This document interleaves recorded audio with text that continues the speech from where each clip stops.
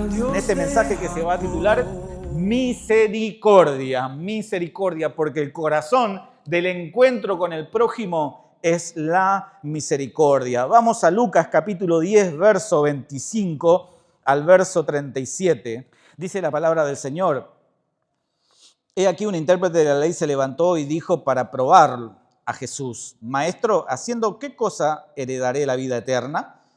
Y Jesús le respondió: ¿Qué está escrito en la ley? ¿Cómo lees? Aquel respondiendo dijo: Amarás al Señor tu Dios con todo tu corazón, y con toda tu alma, y con todas tus fuerzas, y con toda tu mente, y a tu prójimo como a ti mismo. Y le dijo: Bien has respondido, haz esto y vivirás. Pero él, queriendo justificarse a sí mismo, dijo a Jesús: ¿Y quién es mi prójimo?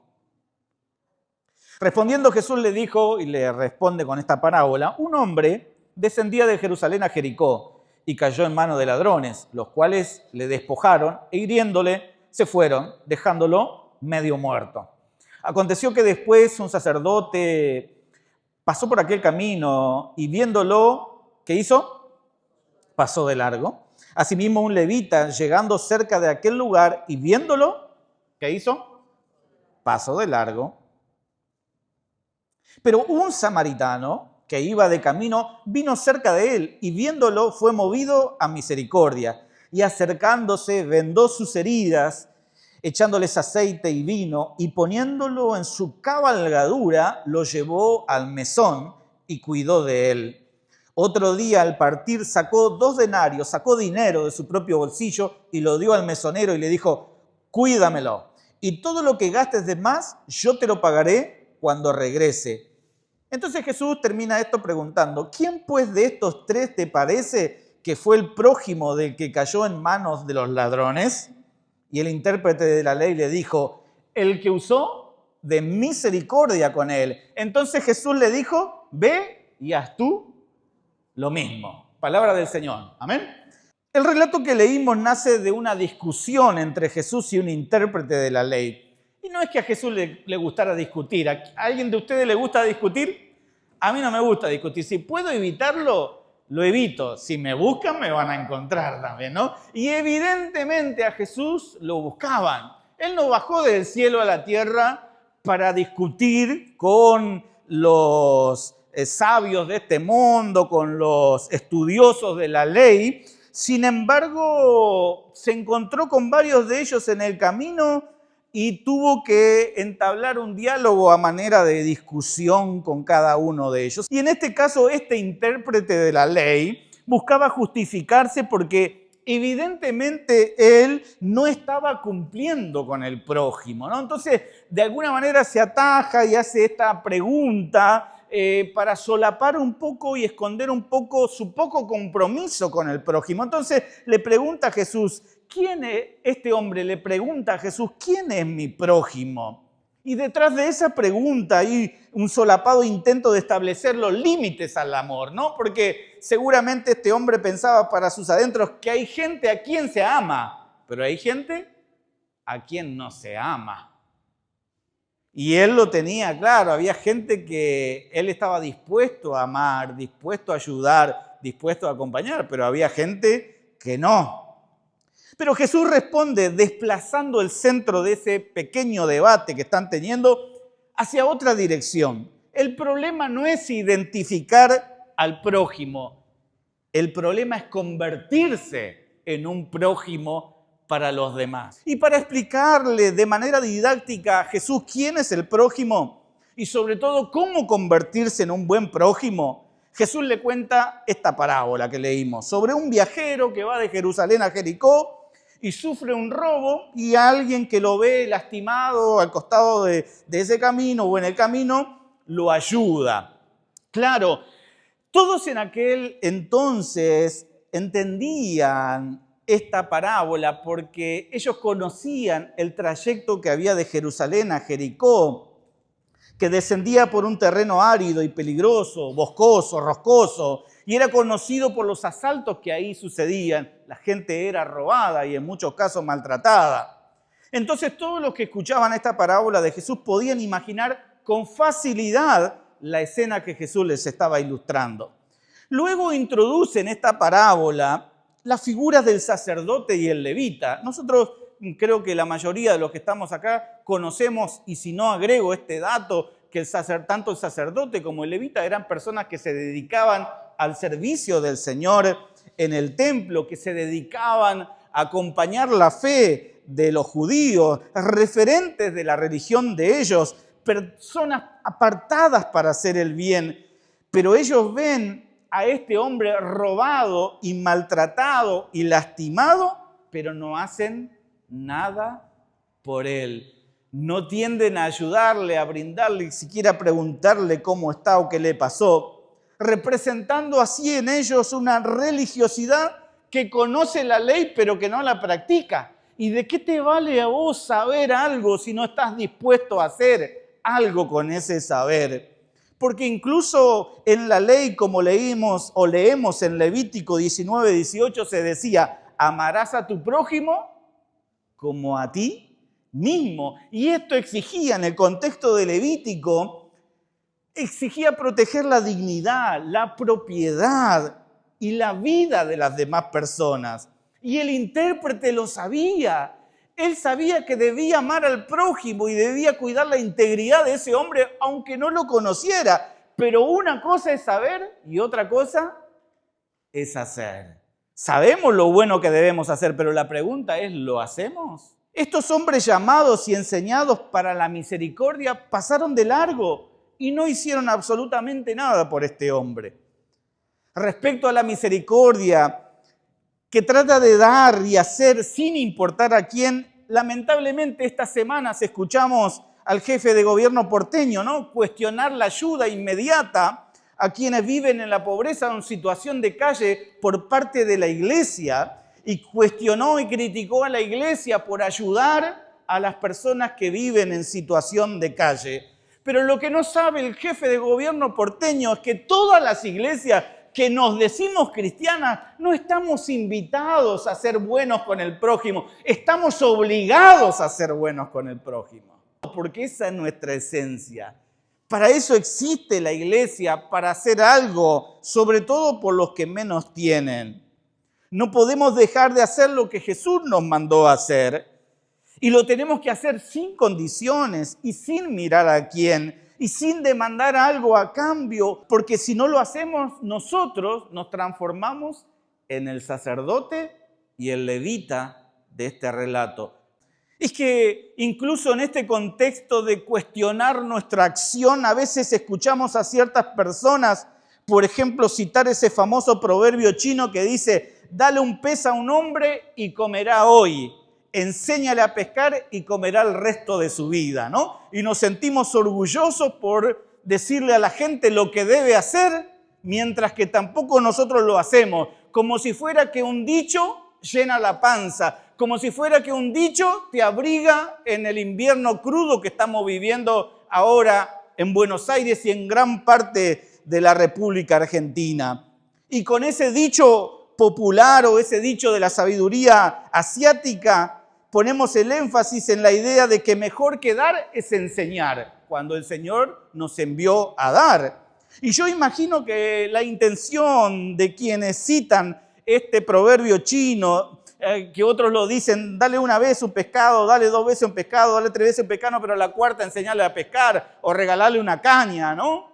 Entonces, con yo creo que tienen una buena intención de resaltar el valor del trabajo y la responsabilidad personal. Y eso está bien, porque nosotros tenemos que ser gente de trabajo. Nosotros, el Señor nos mandó a ganar el pan con el sudor de la frente. ¿Cuántos dicen amén a eso? Y tenemos que trabajar y tenemos que encontrar maneras de sostenernos y de maneras de llevar nuestra vida adelante. Eso es correcto, es cierto. Pero que esas frases y esos pensamientos no signifiquen endurecer nuestro corazón frente al sufrimiento de los que menos tienen.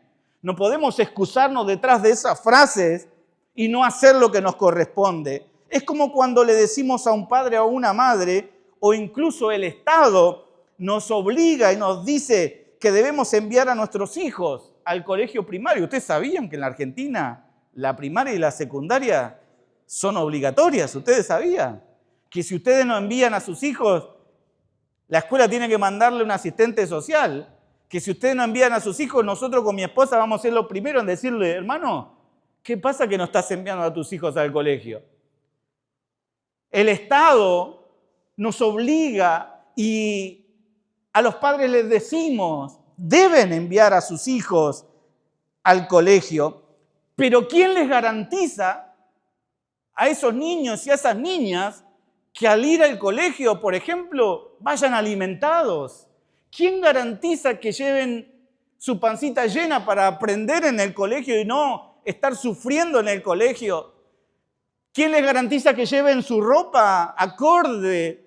Porque hay escuelas que no están calefaccionadas, que yo calculo que son la mayoría, que no están en condiciones de afrontar un invierno o un verano tan cruel como a veces vivimos en nuestro país. Entonces, ¿quién garantiza? Todos decimos lo que hay que hacer, ¿sí o no? Todos sabemos lo que hay que hacer. Hasta el Estado nos dice, ustedes tienen que hacerlo, pero ¿dónde está el Estado cuando hay un niño que no tiene las 4 comidas de ese día? ¿Dónde está el Estado? ¿Dónde está la iglesia, amigos? Cuando nosotros les decimos a la gente qué es lo que debe hacer la gente, sabe lo que tiene que hacer, pero muchas veces no lo hace porque no tiene las condiciones, los elementos y los recursos necesarios para poder hacerlo. Frente a una situación similar en la que hay gente que no tenía sus necesidades básicas satisfechas en ese momento al menos, frente a una situación así, Jesús le dijo a sus discípulos en Mateo 14, verso 16, denle ustedes de comer. Pero Señor, no es problema nuestro. Pero ustedes quieren enseñarle a la gente de la ley de Dios y quieren omitir que deben amar a su prójimo como a ustedes mismos. Ese amar implica acompañar, ese amar implica ayudar. Es fácil decirlo. Otra cosa es hacerlo. Amigos, la gente en situación de calle de Florencio Varela, la gente incluso ahora de nuestras iglesias evangélicas, porque ahora muchos se están dando cuenta o blanqueando cómo está la realidad de los miembros de nuestras congregaciones. Porque nosotros con todo lo puedo en Cristo que me fortalece, vamos tapando todas las cosas, ¿no? Pero vamos viendo que hay una familia que necesita esto, que necesita aquello, que necesita lo otro, y recién ahora estamos blanqueando cómo es la condición de nuestras iglesias locales y las ayudas que necesitan nuestros propios hermanos. Porque ¿qué vamos a hacer con un hermano que no tenga para darle el pan a sus hijos? ¿Qué vamos a hacer ahora? ¿Qué vamos a hacer frente a esta realidad? Que no es la misma del año pasado, no es la misma de hace años atrás, no es la misma. Entonces, ¿qué lugar vamos a ocupar en la vida de esas personas? Jesús nos sigue diciendo a nosotros, denle ustedes de comer. Pero acá, fíjense cómo este intérprete de la ley corre la discusión hacia otro lado. No es, a ver, ¿qué es lo que podemos hacer por el prójimo? Sino, la discusión es, ¿quién es mi prójimo? Para saber a quién le doy y a quién no le doy. Cuando ese no es nuestro problema, esa no es nuestra tarea. Nosotros no hacemos portación de rostro, ¿no? Nosotros no vemos a la persona a ver y perfilamos a ver si esa persona es digna, es merecedora o necesita de verdad lo que está requiriendo. La gente en situación de calle que hay en Florencio Varela, la gente incluso ahora dentro de nuestras comunidades necesitan ayuda de manera concreta. Y todo lo que esté a nuestro alcance significará para nosotros pasar de la religiosidad sin obras de los sacerdotes y los levitas a una religiosidad con obras y con misericordia por parte del otro personaje que aparece en la parábola de Jesús. Porque amigos, cuando en vez de buscar ser un buen prójimo para el otro, nos preguntamos, ¿quién es mi prójimo? Corremos el eje de la discusión, corremos el eje de la acción, porque no ponemos el foco en un prójimo como si este fuera un proyecto para corregir y no una persona a la cual amar. Queremos darle lecciones de vida a las personas cuando les surge salir de las situaciones en las que están viviendo. Incluso lo hacemos como si fuera que repitiendo un proverbio chino vamos a resolver la necesidad que hay en las personas, ¿no? Hay una persona necesitada y viene y golpea y viene a la iglesia y nosotros le decimos, tranquilo, yo te voy a dar un pez, pero te voy a enseñar a pescar, ¿no? Y la persona primero va a entender la literalidad de eso y dice, ¿y dónde está la caña? ¿Y dónde está el río, no? Yo te voy a enseñar a trabajar. ¿Y dónde está el trabajo? El trabajo precarizado que hoy estamos viendo. La baja del trabajo formal para un trabajo informal en las aplicaciones de pedido ya, de Rappi o de Uber. Porque esa es nuestra realidad. Entonces, ¿qué es lo que la gente necesita? ¿Tenemos que hacer todo ese diagnóstico o ayudar? ¿Qué es lo que nos corresponde a nosotros? ¿Qué es la tarea que tenemos que hacer? Incluso ni siquiera ese proverbio está en la Biblia, porque si me dijera que el hermano o el pastor Marcos está diciendo un proverbio de la Biblia, bueno, vaya y pase, pero es un proverbio chino. ¿Qué tiene que ver con nosotros? Y citándolo como si fuera a resolver de manera verbal la situación que muchas personas están viviendo. Yo no conozco a nadie, amigos, que me diga la frase que me dijo fulano me cambió la vida. Fulano vino y me dijo, te voy a enseñar a pescar o te voy a dar un pescado y después... La gente no se alimenta con frases, con dichos, con palabras, con discursos. La gente se satisface con hechos. Yo sí conozco gente que me ha dicho de manera inesperada, fulano vino a mi casa un día que fue al supermercado y compró una bolsa para él y aún en medio de su necesidad también compró una bolsa y me trajo azúcar, yerba, harina y vino a mi casa. Y ese gesto, la gente se acuerda de los gestos y las acciones, no se acuerda de los proverbios chinos que nosotros decimos o de las frases armadas que nosotros tenemos. Nosotros como familia evangélica tenemos que vivir más de la acción que de la reflexión, que de la meditación, que de los discursos y de las palabras. Porque lo que pone en situación de cambio a las personas no son los discursos, sino son las acciones, que tampoco te garantizan, pero yo no lo hago para que la gente cambie. ¿Me explico, hermano? Si yo estoy pidiendo algo a cambio de lo que yo doy, estoy desenfocado. Y por eso yo iba a poner esta frase en esta parte de mi mensaje, porque lo que cambia a las personas no son los discursos, sino las acciones. Pero yo dije, entonces estamos en la misma. Porque lo que va a cambiar a la persona es lo que yo le doy. Entonces, ¿qué estoy buscando detrás de lo que yo doy? ¿Que la persona cambie? No, yo no estoy buscando que la persona cambie. Gloria a Dios si cambia, porque en realidad lo único que puede cambiar a las personas es Dios. Es Dios el que trabaja los corazones. Pero yo creo que estoy más cerca de que esa persona cambie, no diciéndole una frase, sino ayudándole de manera concreta. ¿Me explico, hermanos? Entonces, eso es lo que tenemos que hacer, dejar pensando a esas personas. Pero ¿cómo puede ser si yo sé que esta persona tiene 4 o 5 hijos, pero se acordó de mí? ¿Cómo puede ser que en un barrio tan individualista, en una sociedad tan individualista, esta persona se haya acordado de mí? Eso quizás es lo que va a suceder cuando nosotros hagamos algo por las personas. Y las palabras las borra el viento, pero los hechos... Las acciones quedan. La iglesia está llamada entonces a anunciar la misericordia y eso no exige credenciales. Este otro prójimo con quienes tenemos que ser misericordiosos no debe tener cierta característica, sino que pese a sus características debemos actuar con amor. Porque así actuó Dios con nosotros, como bien lo explica Pablo en su carta a los Romanos capítulo 5, verso 8. Mas Dios muestra su amor con nosotros en que, siendo aún pecadores, Cristo murió por nosotros. Aún pese a nosotros, Él lo hizo. ¿Y saben cuánta gente por la cual murió Jesús? Están apartadas, están alejadas. Jamás le dieron gracias a Dios. Sin embargo, Jesús murió por ellos. Porque Jesús no espera nada a cambio de su entrega en la cruz del Calvario.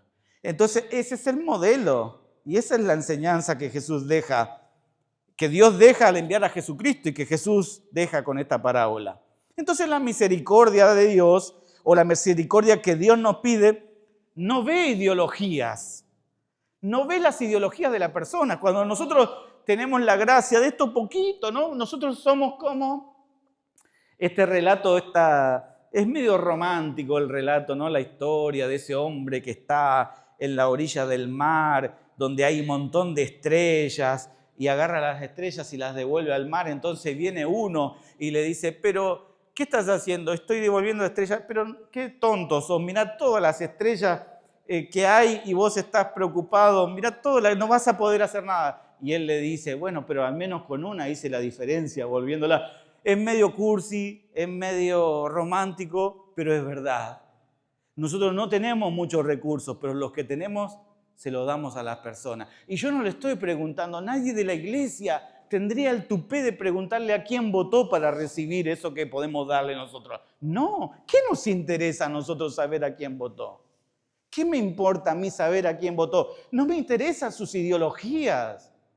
No es condición para mí ser generoso, ser bueno o ser el pastor de los que piensan de esta manera. No, no es nuestra tarea. Dios y su misericordia no pide ideologías, no ve las creencias de las personas, no ve las inclinaciones políticas de las personas, solo ve cómo está este hombre tirado al costado del camino. Es lo único que ve la misericordia de Dios. Tampoco pide garantía ni reclama resultados. Yo te voy a ayudar, pero si vos vas a mi iglesia. No, eso tampoco sirve. No es algo contractual de que yo te doy, pero vos venís acá. No, yo te doy y ahí terminó todo. No te voy a pedir nada a cambio y eso va a ser más impactante que pedirle algo a cambio a la gente. Eso se llama proselitismo y es lo que hacen los políticos. Te doy esto y le compro el voto. Nosotros no queremos el voto, no queremos la simpatía de la gente, queremos honrar a Dios. Amén. Obedecer a Dios. De esa manera es como impactamos el mundo. El amor cristiano no pregunta primero, ¿qué va a hacer el otro con mi ayuda? No estamos especulando a ver si el otro va a hacer algo bueno con esa ayuda, qué es lo que va a hacer, o si lo va a hacer el día de mañana con otro, como esa película que se llama Cadena de Favores, ¿la vieron, no? Y uno dice, bueno, le voy a ayudar al otro porque esa cadena no se va a cortar y este va a ayudar a otro y este va a ayudar a otro. Yo no me interesa si esa persona va a ayudar a otro el día de mañana como la iglesia lo ayudó, como yo lo ayudé, como usted lo ayudó, como vos lo ayudaste. No nos interesa meternos en esa dinámica. Si la gente lo hace, buenísimo, porque abrió su corazón a Dios y a la generosidad como parte de su vida. Pero nosotros no estamos para dar lecciones de vida a las personas. Eso lo va a hacer el Señor cuando ellos vengan. Y ellos vengan y me digan, pastor, ustedes no vinieron a mi vida a decirme qué es lo que yo tengo que hacer. Ustedes vinieron a mi vida con una bolsa de harina. Entonces yo quiero preguntarles a ustedes, ¿cómo puedo vivir yo? Porque quiero ser como lo que hacen ustedes. Quiero vivir con el amor que ustedes viven hacia incluso un desconocido. Esa es la manera en la que Dios actúa, no viendo nosotros a quién ayudar o qué es lo que va a hacer la persona con la ayuda que le vamos a brindar. La iglesia no existe para premiar a los que se merecen. Existe para anunciar la gracia de Dios que nadie la merece, ni siquiera nosotros. Nos vamos perfilando por el mundo quién merece la ayuda. A ver, como les decía, la aportación de cara o a quién votó. Nos vamos perfilando a ver quién merece esa ayuda. La misericordia no calcula el costo ni selecciona destinatario. Este hombre dijo, haced todo lo que tengas que hacer con él hasta que esté sano. Y todo lo que él gaste, todo lo que gastes en él, yo te lo voy a pagar cuando regrese. No le dijo, bueno, mira, yo hasta el segundo día lo banco y después que se arregle solo. No, no le soltó la mano. Voy a estar hasta donde puedo, hasta donde necesite. Porque la misericordia no calcula los costos, no calcula los gastos, no los ve incluso como gastos. La misericordia no espera condiciones. Entonces Jesús cambia la pregunta de quién es mi prójimo por de quién voy a convertirme en prójimo yo. Entonces el intérprete habrá quedado pedaleando en el aire, como decimos los argentinos, ¿no? Pero yo vine por lana y terminé esquilado. Yo vine tratando de evadir mi responsabilidad con mi prójimo y ahora me encuentro con esto que Dios, con esto que Jesús me desafía, me interpela. Lamentablemente, el sacerdote y el levita encontraron argumentos para pasar de largo. No sabemos lo que habrán pensado porque poco lugar ocupan en este relato, pero afortunadamente el otro personaje agregado por Jesús en su parábola, el samaritano, encontró razones para acercarse y para quedarse con este hombre. Y el samaritano era el personaje más inesperado de este relato. Yo me imagino que al intérprete, cuando habló del sacerdote y del levita, estaba todo bien, pero cuando le citó al samaritano, cuando le citó al que menos esperaba que trajera la escena, Jesús se habrá asombrado, se habrá molestado también, porque entre judíos y samaritanos existía una enemistad de siglos. Así que Jesús convierte precisamente al despreciado en modelo de bondad, en modelo de misericordia. Ese hombre que no miró a quién. Él no calculó el costo ni seleccionó los destinatarios de esa ayuda. Él no puso condiciones. El samaritano no puso por delante rivalidades históricas, culturales y tampoco religiosas, porque hasta hoy en día también se nos quiere meter en el barro de que a qué pueblo tenemos que orar y por qué pueblo no tenemos que orar. Si se alinea al cristianismo occidental, por ellos tenemos que orar. Por ellos tenemos que enviar ayuda. Por ellos tenemos que preocuparnos. Pero por los demás que adoran otros dioses, que adoran otros ídolos, que tienen otra historia religiosa, por ellos no hay que orar. No, nosotros no estamos para sopesar las religiones de los demás. No importa qué credo tengan. Nosotros tenemos que ser bondadosos. Yo miraba hoy, pero digo, claro, a veces en estas cosas no nos metemos. Veía un videíto, un short, que me salió así, me lo enviaron, del Cuti Romero, no sé si lo vieron, el jugador, el defensor de la Argentina, con el Licha de Martínez, que se van al costado de la cancha y agarran una botellita de agua, se la toman, se la tiran en el cuerpo y hacen así. Entonces después le preguntan y le dice, ¿por qué hicieron eso? Porque era agua bendita, dicen, ¿no? Pero a nosotros no nos va a molestar, nos vamos a reír así, ¿no? Porque total ganamos y son nuestro equipo. Pero eso está mal, ¿sí o no? ¿Cómo vamos a festejar que crean en el agua bendita? Pero eso parece que no nos molesta. Sí nos molesta otras religiones que nos dijeron, eso está mal, eso está mal, eso está mal. Todos los que no conocen a Dios están mal, ¿me explico? Ve tú y haz lo mismo. Haz lo mismo. Estos modelos, esta referencia de Jesús no es para que nosotros sepamos qué es lo que tenemos que hacer, sino para que vayamos y hagamos lo que tenemos que hacer. Ve tú y haz lo mismo, porque el mundo está lleno de gente que sabe qué es lo que debe hacer, pero carece del valor, del amor para hacerlo. Vivimos en una sociedad que clasifica a las personas, calcula quién merece ayuda y quién no, que pregunta, ¿qué gano yo si hago eso? ¿Vale la pena involucrarme? Jesús invierte completamente esa lógica y la pregunta ya no es ¿quién es mi prójimo?, sino ¿de quién voy a hacerme prójimo hoy mismo para ser de misericordia con él? Que nadie salga, amigos y amigas, hoy pensando únicamente en el buen samaritano. Salgamos pensando en Cristo. Él es el verdadero buen samaritano que tuvo misericordia de nosotros, que tuvo bondad de nosotros. Y porque Él nos amó primero, vayamos y hagamos lo mismo nosotros con otras personas. Que la gente pueda encontrarse con ese reflejo de Jesús que podemos ser cada uno de nosotros. La pregunta no será entonces quién es mi prójimo, sino de quién me voy a hacer el prójimo hoy.